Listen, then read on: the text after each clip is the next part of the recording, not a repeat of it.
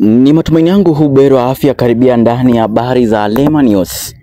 Mpenzi mtazamaji, aliyekuwa naibu wa rais Rigathi Gachagua azidi kuonekana akiwa amekuwa mkimya kutokana na mauaji ya kiolela ya polisi ambayo yamefanyika nchini Kenya kwa muda wa wiki 3 sasa. Hii inakuja wakati ambapo Albert Ojwang aliweza kuuawa kwa mikono ya polisi, na pia inakuja wakati mmoja wa wachuuzi mjini Nairobi pale CBD alipigwa risasi na polisi. Kesi hizi zikiwa basi zinaendelea, Rigathi Gachagua hajaonekana akizungumzia lolote. Hii ikizidi kuzua uoga mkubwa miongoni mwa Wakenya ambao wanamwaminia Rigathi Gachagua kama mtetezi wao.